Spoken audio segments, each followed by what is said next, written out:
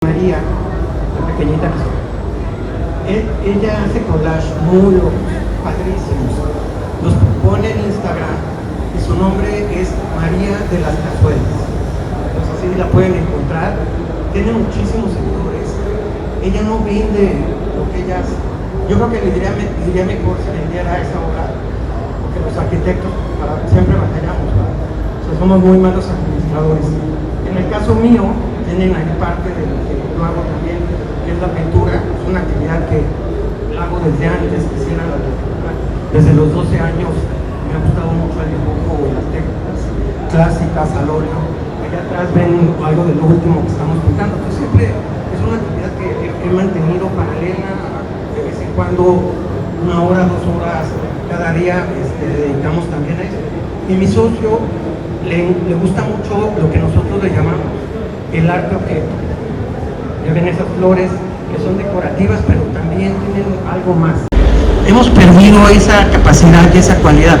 Como arquitectos y diseñadores, insisto, es indispensable compartir ideas, escuchar ideas, no juzgar, etc. Entonces hay que preguntarnos entre todos qué tan bien o cuánto sabemos escuchar a los demás. Nos podemos hacer unas cuantas preguntas. Por ejemplo, ¿cuánta atención yo le presto a mi interlocutor? Por ejemplo, ¿cuántos de ustedes he logrado mantener su atención durante 8 minutos? ¿Cuántos ya se están desplazando? ¿Y cuántos van a aguantar las 2 horas en los 35 minutos de la plática? La otra es cómo reaccionamos ante una conversación con amigos. ¿Interrumpimos constantemente? ¿O cuando dicen algo negativo, reaccionamos agresivamente? O más bien nos tomamos tiempo y pensamos en razonamientos un poco más lógicos para debatir una idea. Entonces, eso es muy importante, ¿verdad? Hay que preguntarnos cómo nos comportamos en las conversaciones. Sentir las cosas primero con los ojos. Eyes can hear. Estas fotos ya son fotos de lugares que nosotros hemos diseñado. En algunas me referiré a ellos, en otras forman el fondo nada más de la imagen. Somos seres visuales. Nuestras experiencias como arquitectos entran por los ojos. Permanentemente estamos viendo movimiento, gente, formas, colores, contrastes, figuras. Pasan todo el tiempo. Como gente visual debemos de aprender a retener esas imágenes, entender esos flujos, entender qué nos dicen y ser capaces de aprenderlos en espacios y ambientes y reproducirlos en la cabeza. Cerrar los ojos, imaginarlos. Porque es muy importante, porque cuando los retenemos y estamos diseñando, ahí van a estar las herramientas con las que vamos a solucionar las cosas. Va a ser nuestra biblioteca. Aquí la tenemos en la cabeza. Pero si no aprendemos a ver correctamente, si no aprendemos a estudiar cómo funcionan las cosas, entonces no vamos a tener recursos personales para integrarlos a nuestra respuesta arquitectónica. Esta es buenísima. More than a film. Esto lo que quiere decir es que hay que aprender también a ver los objetos con otros ojos. En este caso particular son unos cepillos. Este es un restaurante, el baño de un restaurante en Monterrey que se llama Amalia. Hay uno en México, ya en Mazarik, allá en Goldsmith. Y aquí, la verdad, se nos ocurrió tomar el elemento, el cepillo, tal cual, verlo como un objeto que lo podíamos repetir de tipo celular con una textura muy interesante. Y dijimos, bueno, ¿por qué no lo ponemos como fondo del muro del baño? Y ahí lo pusimos. La gente a veces no entiende qué es hasta que se acercan y ven que son cepillos. Aparte lo hicimos por contrastar con el arabescato, o sea que es un material muy bonito, muy fino y supuestamente muy caro, ¿verdad? Entonces está el contraste de texturas. La gente piensa que no es tan económico, da la apariencia, pero también imagínense, 1 metro cuadrado, ¿cuántos cepillos necesitan? A 20 pesos el cepillo, pues pueden hacerlo, luego colóquenlo a mano. Entonces no sale tan barato, pero ahí la idea es cambiarle el significado a ese producto, verlo de otra manera y utilizarlo para nuestros objetivos. Esta frase resume un poquito, es un extracto del poema de Marta Medeiros, que es una periodista, escritora y poeta brasileña, que lo voy a leer porque es muy intenso. Muere lentamente quien no viaja, quien no lee, quien no escucha música, quien no halla encanto en sí mismo. Muere lentamente quien se transforma en esclavo del hábito, repitiendo todos los días los mismos senderos, quien no cambia de rutina, quien no se arriesga a vestir un nuevo color, o no conversa con desconocidos. O sea, es un poco eso, lo que estamos diciendo, ¿verdad? Hay que estar abiertos siempre. Búsquenlo en YouTube, el poema es impresionante, es muy bonito. Y por último, este es un detalle muy particular. Hay que sonreír y recordar las cosas. Estos son pequeños objetos, cada uno tendrá los propios, que desde pequeño te han hecho sonreír. Las razones son diferentes en cada quien, pero son objetos que llevan una carga emocional. Esa carga emocional es interesante entenderla. La patineta de pequeño, cómo funcionaba el sistema, cómo se movía, o la silla del abuelito, o un salero para marear, cabbage dolls, o todo llevan, son recuerdos. Digo, estos son los de María y alguno que otro mío, pero cada quien tenemos esos recuerdos, esas imágenes que nos hacen sonreír. Lo que pretendemos es en nuestro diseño también llegar a esa calidad un poco más personal. Si lo hacemos bien, probablemente podamos hacer sonreír a otras personas. Entonces, estos son algunos de los pensamientos con los que trabajamos en la oficina. Ahorita sí vamos a pasar al tema. Bueno, aquí voy a detener un minutito nada más. Esta es una cadena que se llama Cervecería de Barrio, igual la conocen en México. No hemos diseñado todas. Diseñamos esta en Monterrey. Pusimos este ejemplo porque ya de veras ven la carencia de recursos. Las lámparas son latas de pintura. Creo que está en la otra. Bueno, aquí si se fijan, la silla tiene las piezas de cuero enrolladas sobre las mesas. Esas son sillas de playa. Cada uno de los detalles se diseñaron en el lugar. La barra es un futbolito. No funciona, pero es la idea. Aquí ven el futbolito en la parte de atrás. La siguiente. Aquí, por ejemplo, son cajas para estivar. Y son cajas de plástico. Entonces, con esos recursos hicimos un proyecto. Entonces, volvemos a lo mismo. No es que cueste mucho dinero. Ahí es evidente el aspecto creativo. Ese aspecto creativo no lo genera una persona en la oficina. Es un trabajo de 4 a 6 personas entre diseñadores industriales, otros arquitectos y nosotros. Las sillas, por ejemplo, son de piel, pero vean cómo se usó la piel. Se dejó sin cortar, un poco burda. Son buenas sillas, pero tienen un aspecto diferente. Entonces, arriba alcanzan a ver unos tenis, está bien, como los de la calle. Es una lamparita, no se ve muy bien, pero ahí hay todo ese tipo de cosas. Entonces puse este ejemplo porque tiene particularmente muchos detalles de ese tipo, ¿verdad? Este ya es más contemporáneo, se ve un poquito más pulido, ya más limpio. Nosotros en la oficina nos gusta mucho, ya se están dando cuenta, experimentar con texturas. No que le tenemos miedo a las texturas, a los colores, a intercambiar tipos de silla, pero para hacer eso hay que tener un concepto de composición tridimensional, que es como diseñamos. Ahorita lo vamos a ver. Diseñamos en SketchUp y en 3D Studio, y eso nos permite hacer ese tipo de composiciones, atacar plafones, muros, colores, fondos, barras, detalles, lámparas. O sea, nosotros diseñamos muchas lámparas porque las comerciales cuestan muchísimo dinero. Entonces ese es uno de los puntos que nosotros siempre nos preocupamos. Vean esto, es para el cuarto de una niña. El detallito de la pata del conejo se le ocurrió también a una de nuestras socias de diseño industrial. De estas formas un poco desequilibradas, pero que están bien hechas. A pesar de lo chueco de estos dos muebles, están bien pensados, están equilibrados.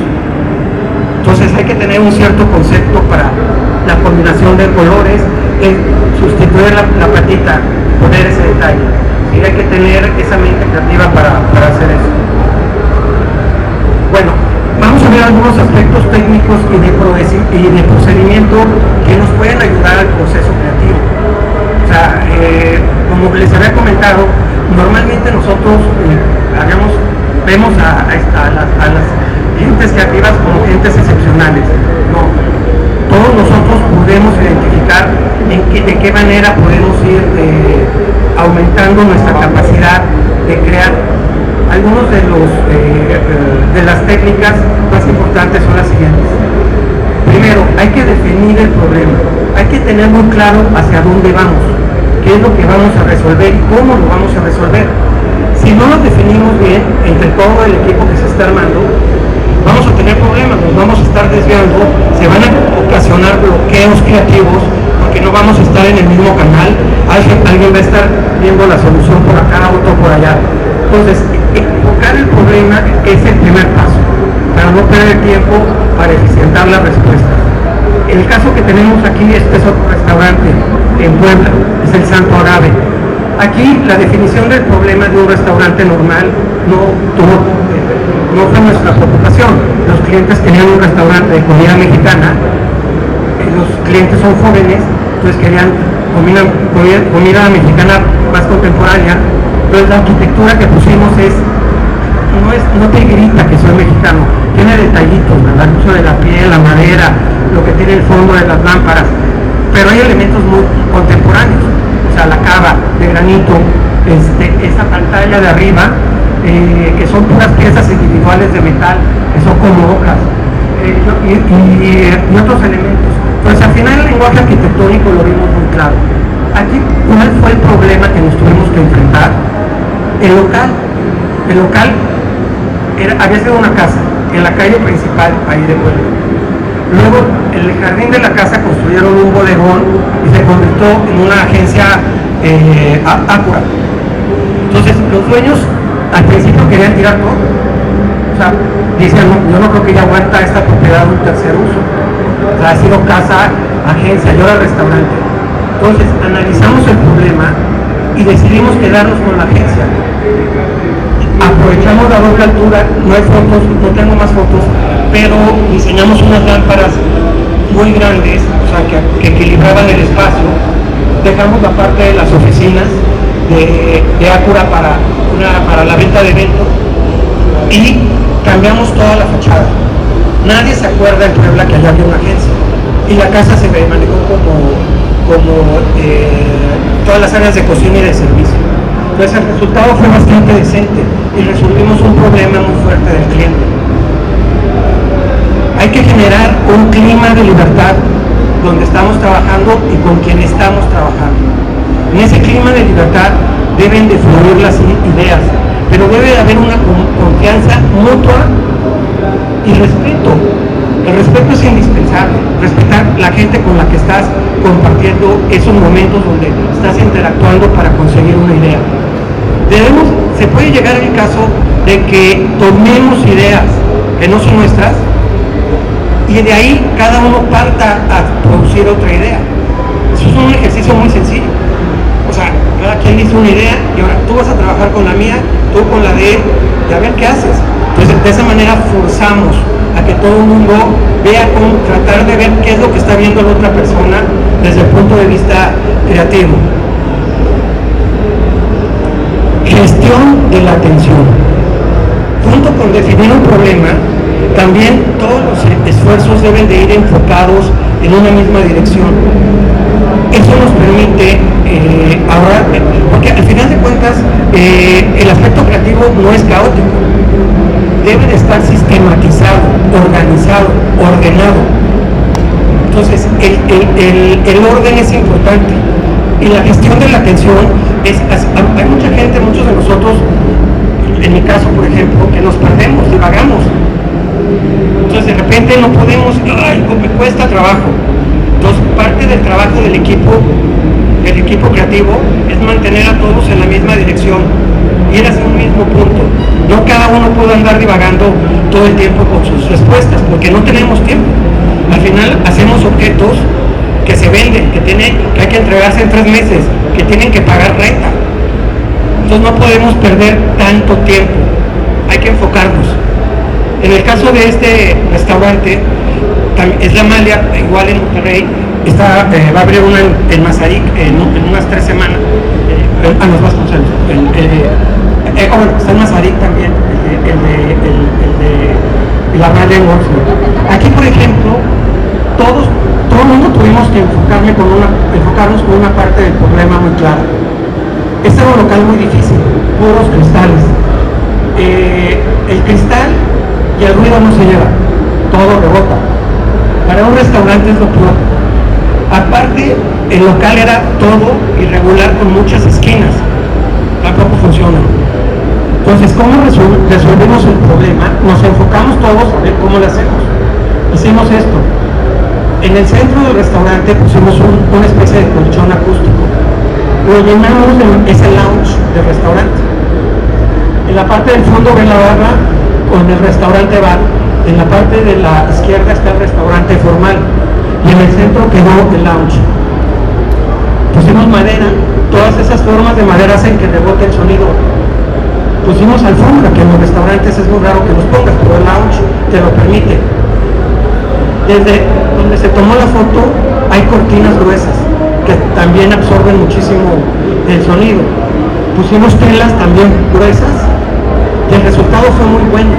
Realmente logramos que este elemento, aparte sin curvo, o sea, orgánico, se distribuía muy bien en el espacio regular de la planta, pero hacía que lo que pasaba en el restaurante, lo que pasaba aquí y lo que pasaba en la parte del bar no se escuchaba. Entonces solucionamos todos al enfocarnos en un problema muy claro. Dimos una respuesta estéticamente decente, pero realmente que para los restaurantes es un problema muy fuerte, porque no podemos llenar de materiales acústicos un restaurante. Tendremos que hacerlos todos de cortinas, alfombras y cosas, no funciona. Entonces hay que buscar otros elementos, cómo hacerlo. Explorar universos, explorar nuevos universos de ideas. Eso también es un poquito ya lo que habíamos visto como características de LOL, ¿verdad? Ver aquí las cosas, los elementos como patrones de tonos, explorar nuevas ideas, encontrar nuevos caminos. Y esta es muy importante. Keep calm and choose wisely. Luego, de veras, nos apresuramos demasiado. El diseño requiere tiempo. Hay que tener paciencia y aprender a llevar los tiempos que se necesitan para los procesos de diseño. Hay gente que tiende a sacar la primera idea y con esa se va. Calma. Para eso ayuda mucho también los equipos de trabajo, porque cuando ves que alguien anda muy acelerado, lo bajas y nos vamos compensando. ¿Qué sucede muchas veces? Que la presión viene del cliente. Entonces, cuando a nosotros nos buscan porque creen los clientes que somos un despacho creativo. Si vamos a ser creativos, es que vamos a experimentar y explorar soluciones. En esa exploración y en esa experimentación se puede perder un poco de tiempo. No vamos a dar las soluciones tradicionales. Entonces, de entrada le dices al cliente, yo no soy para ti. Si tú lo quieres en 3 semanas o en 6 semanas, búscate otro despacho. Inclusive, muchas de las cosas que proponemos, hay que hacer los prototipos. Nos fue fatal en Acapulco, con unos muebles. Hemos hecho muebles para Cancún, para Puerto Vallarta, para Miami. Y los diseñan en Acapulco. La salinidad de Acapulco, Quito de Veracruz, no sé si alguien sabe por ahí, es una locura. Y nosotros no, nosotros ya no la sabemos. Pues a la semana que mandamos los muebles, con pintura, todo lo que ustedes piensen, materiales, no sé, se empezó a oxidar. Cuando haces cosas, hay que hacer pruebas. Lógicamente tuvimos que responder, pedir disculpas y enviar todo de nuevo. Hay que tomarnos el tiempo. Ahí mandamos las cosas pensando que estaban bien. Aquí viene uno de los... aquí vamos a cortar un poquito y vamos a ver qué es lo que ha llevado que el trabajo en equipo y el aspecto creativo sean tan importantes en los despachos del siglo XXI. Es el encuentro con el mundo digital. Estos son otros ejemplos esta es una pequeña tienda de flores, muy trabajada. El candil de arriba lo diseñamos nosotros, cada uno de los elementos que funcionan en este lugar. Es un espacio de 35 metros cuadrados, no se necesitan grandes espacios. Bueno, ¿por qué les decía que esta revolución digital ha llevado a que la creatividad en equipo sea esencial en los nuevos despachos de diseño? Porque hasta hace 30 años, ahorita lo vamos a ver, a partir de la revolución tipográfica de Gutenberg, se dio una producción mecanicista del objeto. Cuando los arquitectos a partir de 1500, 1600 empezaron a hacer planos. Alberti decía que el diseño estaba en el plano. Alberti es un arquitecto del siglo XVI. Y cuando se producía o la iglesia o lo que fuera, o el palacio, era una copia de los planos. Es una mentalidad muy particular. Desde 1600 hasta el siglo pasado, el diseño se centra en el objeto y en los detalles que forman ese objeto. De ahí pasamos al proceso de producción, pero una vez que tenga el objeto definido, y después el proceso de producción hace de esa forma algo repetitivo pero idéntico. Entonces el diseño tradicional, mecanicista, de la era industrial, postindustrial, y hasta hace, se los juro, 10 años, era ese, un diseño por partes, en donde el objeto es lo importante. Ahorita vamos a ver algunos ejemplos. El lenguaje es lo importante. En la época digital, o las computadoras, lo que han permitido es que han cambiado ese lenguaje. El lenguaje de dibujo se ha cambiado por bytes, por bits, como quieran llamarle. Yo no soy muy geek, pero muchos de ustedes creo que sí.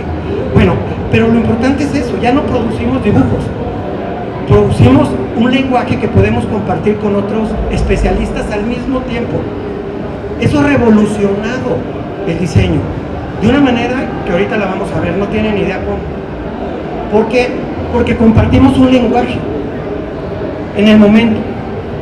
Hay cosas que un arquitecto jamás nos imaginamos cómo representar, como el factor viento. Físicamente, ¿cómo lo hacemos con el factor viento? Ahorita, la gente que estudia los vientos tiene programas que permiten que nuestros modelos de edificios físicamente sientan el viento. Ese tipo de cosas eran imposibles antes. Entonces, aparte del trabajo en equipo en un despacho, para realizar ahorita proyectos, tenemos que hacer relaciones con otros especialistas de otras áreas. Pero lo que nos permite tener esa comunicación y hacer los proyectos que vamos a ver al final es precisamente la tecnología y una nueva concepción de diseño, una nueva manera de producción. Es súper curioso. Estamos, antes del Renacimiento, las iglesias se construían. No había una concepción del objeto, de la iglesia como objeto. Pasaban 100 años, 200, 300 años. Actualmente estamos regresando a un tipo, algo así, porque los edificios ya no tienen que tener límites muy claros. Los productos, los restaurantes, ahorita van a ver un proyecto en Barcelona que es una verdadera locura. Rompe con todo lo tradicional. Si está Diego, igual Diego lo conoce, ya se fue, seguramente sabe de qué se trata. Entonces, es entrar a la época digital produjo un cambio impresionante en las técnicas. Las capacidades individuales pasan a integrarse a sistemas más complejos. Este es el restaurante de La Buena Barra en la Ciudad de México, ahí en Mazarik. Ha sido también muy exitoso. Empezó en Monterrey. Aquí vemos cómo todos los detalles los diseñan. Estas lámparas están inspiradas en el barro negro de Oaxaca. Las texturas, hay que estudiar muy bien la iluminación. Aquí ya empezamos a trabajar con especialistas de sonido, con especialistas de luz. Ya no vemos nuestra actividad como una actividad nada más del despacho. Vemos los efectos. Es un restaurante de comida norestense. Ha sido un éxito en México porque no se arriesgó a hacer comida chilanga. Se mantuvo como norestense y le atinaron, porque eso es lo que ha gustado. Pero es también un restaurante contemporáneo con algunos elementos que nos dicen que es mexicano, pero hay que estudiarlos, hay que verlos, ¿verdad? Bueno, cuando hablamos de creatividad en equipos de trabajo, Esta se da de tres maneras: como proceso, cuando estamos interactuando todos los miembros del equipo y vemos que hay un sistema y una manera de hacer las cosas; como producto, cuando por fin cada uno de las gentes que trabajamos en el equipo empezamos a dar ideas, pero ideas que tengan un valor, no ideas nada más tiradas a lo loco. Y también como una característica de la personalidad, porque en los despachos creativos hay gente que es más creativa que otra, hay gente que es más estructurada que otra. Aquí a lo que me quiero referir es a lo siguiente: cuando trabajábamos Pancho, Marea y yo solos, nos considerábamos los tres algo creativos, pero había algo más de cada uno que hacía que el equipo se completara. En el caso de Pancho, Dani también lo conoce, él es el más estructurado, él entra a trabajar a la hora, sale a la hora, es obsesivo, compulsivo, en que nosotros diseñamos, nos regaña porque nunca vemos cuánto va a costar y cómo se va a construir. O sea, tiene una mente muy analítica. María es la más creativa, pero trabajó en una constructora y es muy lista, entonces tiene ese feeling administrativo. Yo, por ejemplo, todavía no sabemos qué es lo que sigo dando, pero bueno, probablemente sea el trato con el cliente, el aspecto un poco más humano, el instinto, y de esa manera vamos a complementando. Pero ¿cómo nos movemos los miembros de un equipo? De una manera aleatoria, dependiendo de las características personales de cada uno. Para armar esos equipos de trabajo hay que llevarse bien, eso es a fuerza. Eso lo da un elemento que es la sinergia. La sinergia en un equipo es la energía que fluye entre los miembros de ese equipo. Probablemente cuando son equipos muy tradicionales, de un despacho de abogados o administrativo, no sé, pues esa energía no fluye, cada quien hace su trabajo. Cuando estamos hablando de procesos creativos, en equipos más grandes, hay que sentir cómo fluye esa energía. Desgraciadamente no toda la gente funciona bien dentro de un equipo, hay que saber identificarlo. A veces la función, hacer eso depende de una persona que se transforma en la cabeza o el coach de ese equipo en particular. Pero es importante entender de una manera muy sencilla, a través de disciplinas deportivas, cuáles son los tipos de trabajos que se dan en equipo. En el béisbol, si se fijan, cada jugador tiene un rol individual. Su trabajo es independiente de los otros. La evaluación de lo que hace es de él, también es individual. Y el juego se da de una manera secuencial. Así trabajan, bueno, los despachos que tienen el arquitecto estrella y que hace que todos los que están abajo nada más hagan planos o hagan maquetas, ¿sí? O sea, él es el que todo el trabajo de los demás no aporta al despacho. Pero también funcionan muchos despachos administrativos o de otro tipo de esa manera.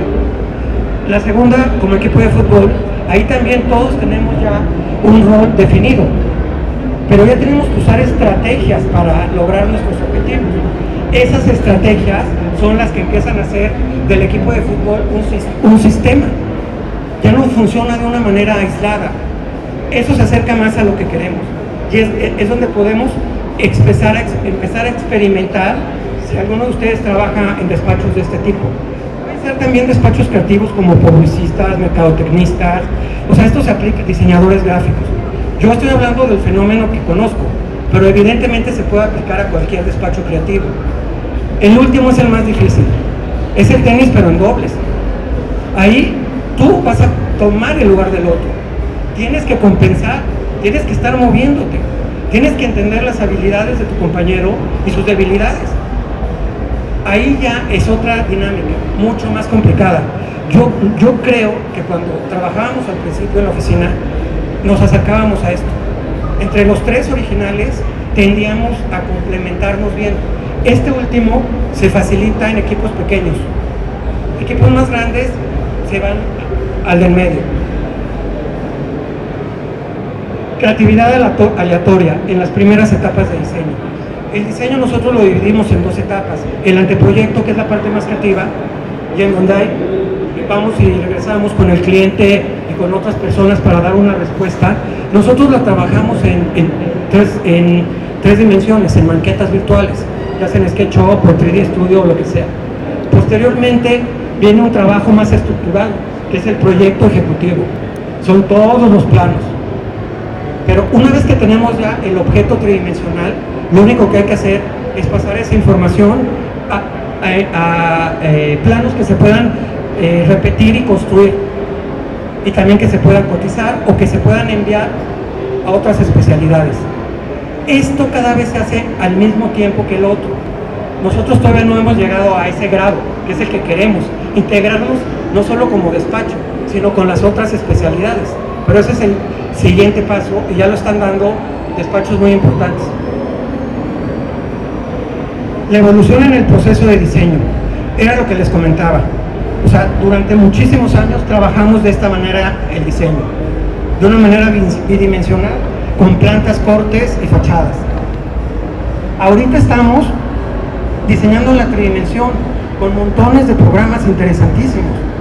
Entonces, estas nuevas herramientas hacen que la evolución en el proceso de diseño sea muy importante, pero también para el trabajo se ha detenido. Es también un símbolo de los 90s. Por último, este es buenísimo. ¿Alguien ha estado aquí? Camino Real Polanco, del arquitecto Ricardo Legorreta. Otro arquitecto realmente preocupado por producir un lenguaje personal. Es increíble. Mi hermana trabajó con él. Toda la arquitectura de Legorreta es catálogos, ventanitas, ventanotas, cuadraditas, profundidades, materiales, gruesos de muros, colores. Todo se hace por catálogo. El mismo lenguaje arquitectónico se usa para hacer una casa, para hacer una iglesia, para hacer un hotel, para hacer un spa, para hacer un edificio alto o un edificio chaparro. Este tipo de arquitectura es para edificios chaparros. Cuando ustedes ven edificios del estilo Legorreta altos, están monstruosos, están raros. No es la proporción. Pero ¿qué pasó aquí? Quería platicar de este porque es muy curioso. Se inauguró en 1968. En este proyecto intervinieron muchísimos artistas. Barragán, que es el original, si alguien sabe de arquitectura, él sí, el original, el que sacó el premio Pritzker, ese, wow, asesoró al joven Ricardo Legorreta. Pero hay dos artistas que son importantísimos. Noguchi, que hizo la fuente del eterno movimiento. Es una locura.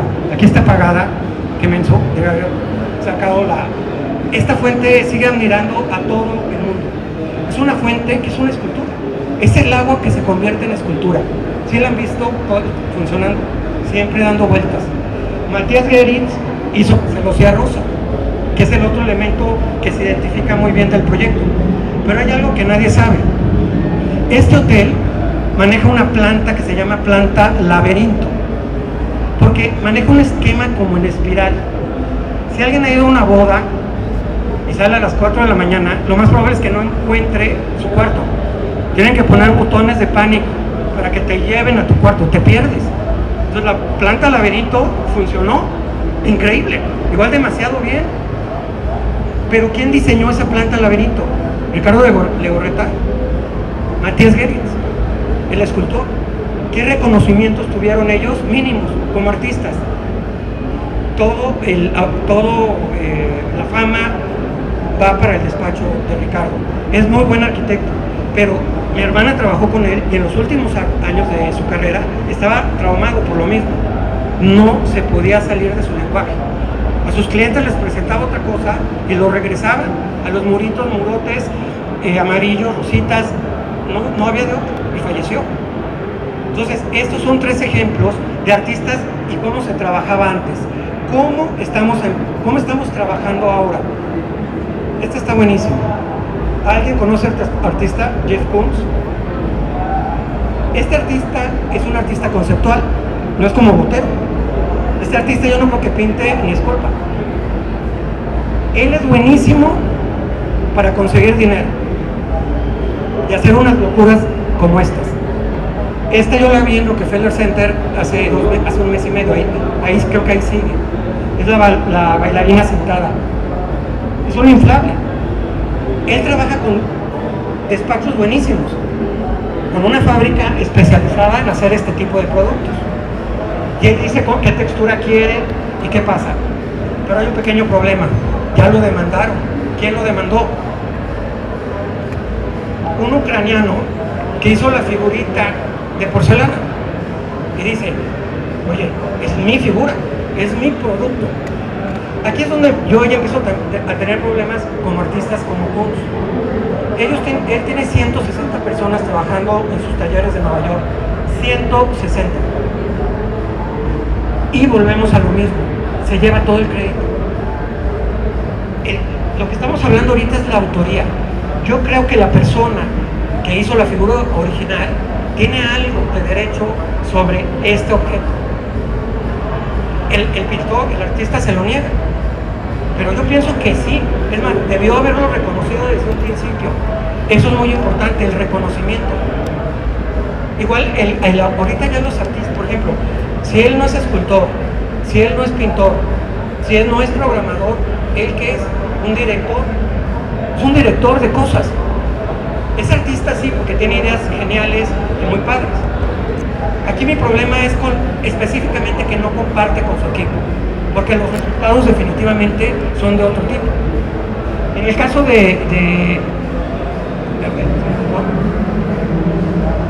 esto a lo que nos referimos, que se ha convertido el diseño, también lo podemos resumir en el holismo.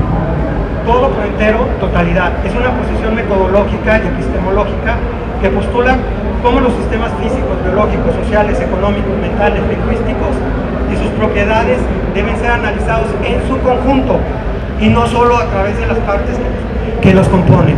Eso es muy importante. Debe haber ya un concepto holístico del diseño y del arte.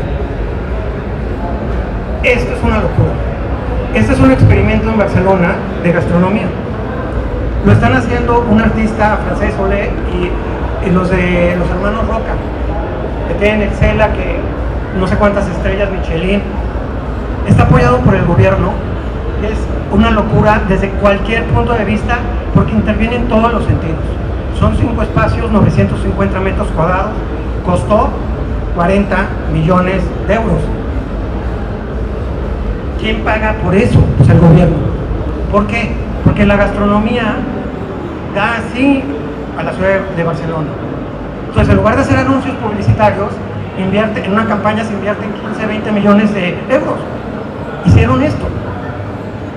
Esta es una mesa para que vean cómo es la experiencia. La parte principal es una mesa para 16 personas. Es un bar de tapas. La experiencia dura 40 minutos. La gente se escoge al azar. Igual si vas con tu novio, adiós novio. Si vas con tu amigo, adiós amigo. Tienes que convivir. Vean la mesa.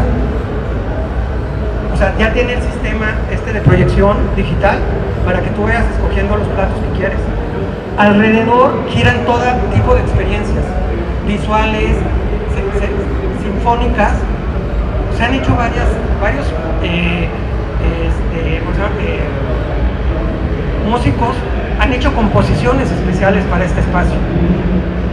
En YouTube pueden verlo y les explican cómo se realizó y ven el trabajo desde artesanos, arquitectos, diseñadores, chefs, artistas. Es increíble, es padrísimo ver eso y el resultado es sensacional. ¿Quién es el autor de esto? ¿Quién es? O sea, está difícil decirlo. El problema es que vemos dos cabezas, que son las que intentemos a darle. Esas cabezas no quieren que las reconozcan como autor, pero no podemos evitar verlas como los autores, aunque ellos digan no quiero, es el trabajo de todos. Este es el famoso aeropuerto de la Ciudad de México. Este es un ejemplo claro del siguiente paso del diseño. No quiero hablar si vale o no vale problemas políticos, económicos. El sistema en el que se diseña es tridimensional. Es un sistema que fluye. Es una retícula en donde el papel más importante es el del estructurista. Pero estos elementos entran, no hay columnas. Salen y forman los pasajes para los aviones. Ustedes se pueden imaginar, inclusive, que esta forma entra en el suelo y puede salir a 500 metros. Ya no haya una dimensión muy exacta en cuanto a la forma del edificio. Entonces la forma va fluyendo, pero aquí se trabaja al mismo tiempo que el estructurista y también se trabaja al mismo tiempo, va a tener categoría LEED Platino, la más alta desde el punto de vista ambiental. ¿Por qué? Porque trabajan todo tipo de gentes para conservación de la energía y muchas otras cosas. y ya voy a terminar, falta una imagen. Y la última imagen es muy buena, porque vamos a regresar a Willy Wonka. Este es el café de moda en Tokio, se llama Monster Café. Otra vez, se llama Monster porque es como un monstruo que abre la boca y engulle todas las modas locas de Tokio. ¿En qué? En gastronomía, diseño, moda. Vean a las Monster Girls, o sea, súper locas, todo el concepto. Métanse googleando y van a ver cómo los platillos están diseñados. La pasta está diseñada así. Los platos de la pasta están diseñados así. Volvemos a la misma pregunta: ¿quién es el autor de esto? Bueno, muchas gracias.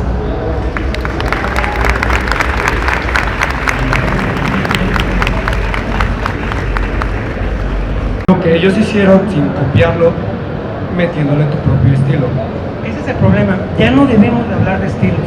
Tú debes de hablar de buena o mala arquitectura. Tú le debes de resolver un problema a un cliente.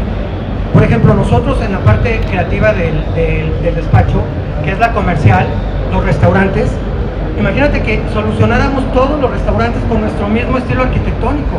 No nos contratan.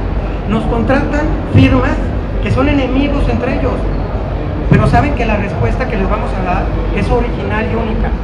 Entonces, lo que yo pretendo es que se vayan alejando más del ego del arquitecto, del ego, se quiten los egos y empiecen a compartir experiencias de diseño un poco más grupales, ¿verdad?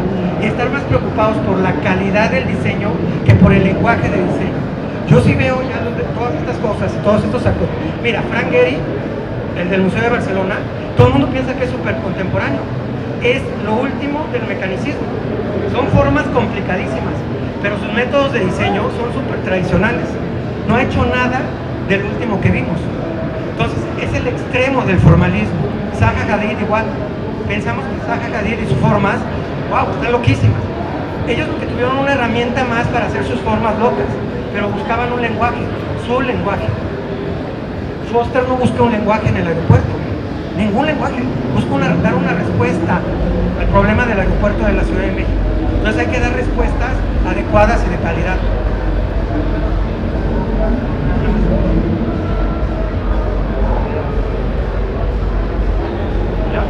Oye, hablando del aeropuerto, ¿por qué crees que dejaron de lado el logotipo? Si tienen tanto, o sea, es una fregonería de aeropuerto y te llegan a dar un concurso y saben que la gente es mamona y... Estoy totalmente de acuerdo contigo. O sea, el aspecto gráfico va a terminar integrándose. Ahí el problema yo creo que fue la misma Ciudad de México la que lo sacó para hacerlo un poco más democrático en el proceso. Ese aspecto tienes toda la razón, no se integra al conjunto evidentemente, pero aspectos estructurales, donde está invertido los 50,000 millones de dólares, sí se están haciendo de una manera sistemática y totalmente integrada. Los estudios de filtración de agua son reales. Puedes ver en los modelos, ustedes nada más ven en el aeropuerto el modelo bonito, donde están los avioncitos y las gentes caminando. Puedes ver los modelos de cómo se absorbe el agua y dónde se absorbe y hacia dónde se dirigen para almacenarla. Puedes ver los modelos del viento en el aeropuerto. Esa es la parte. Estoy de acuerdo contigo. Yo creo que fue una decisión política del Departamento de la Ciudad de México quitar, creo que hasta ya la tenían vista. Es imposible que no lo hayan visto. Por otro lado.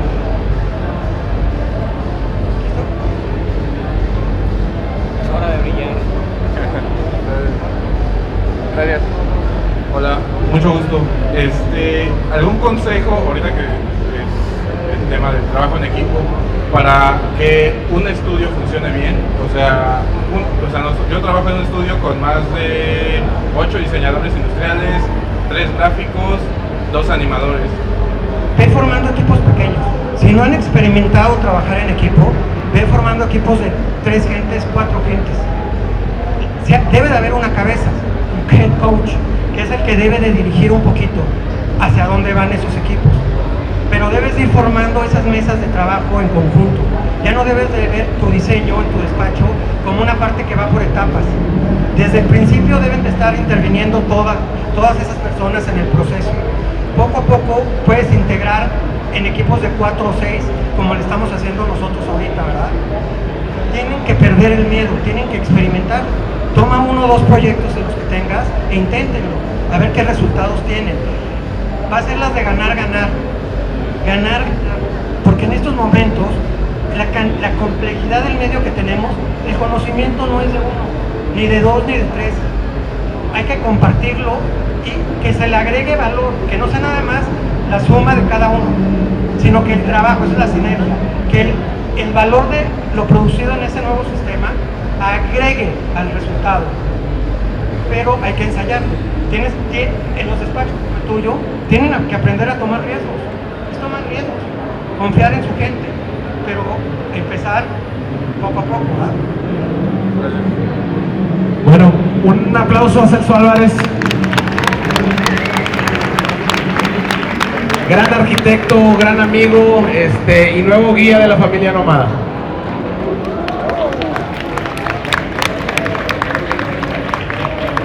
Bueno,